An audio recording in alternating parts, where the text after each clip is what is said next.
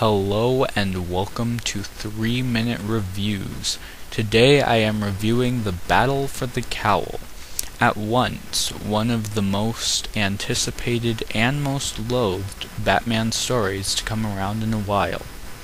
After Grant Morrison killed off Bruce Wayne Batman, or sent him traveling through time, however you want to perceive that, the question remained, who will be the new Batman?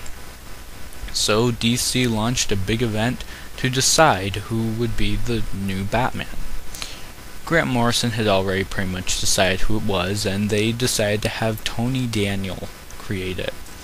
Now, not a lot of people are too into Tony Daniel. A lot of people criticize him for making stale stories, and at best that is what Battle for the Cowl is.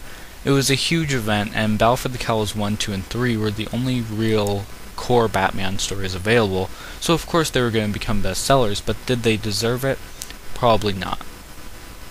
There are a few flaws with it. First of all, the art just isn't as nice as it could have been had they gotten any one of the more talented artists over at DC to do this. And seeing as this is a big deal, they should have gotten somebody good, and I'm somewhat partial to Jim Lee, so grab him.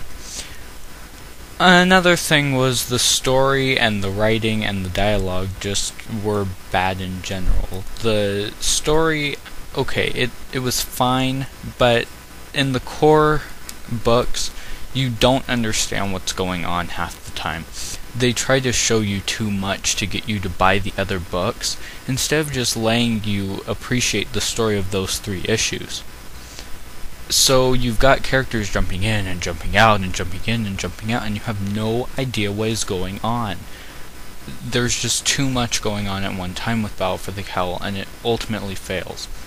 The dialogue is also pretty stale, and there are just way too many characters coming around, especially since we know that it's pretty much down to 5. Catwoman, Hush, Jason Todd, Dick Grayson, and Tim Drake.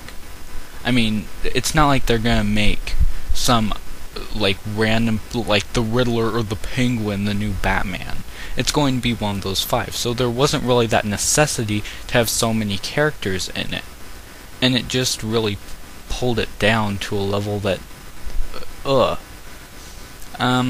overall, not a horrible read, but it was totally obvious who Batman was going to be. It wasn't well executed, and just, I don't know, pick it up at your library, see if you like it. I didn't.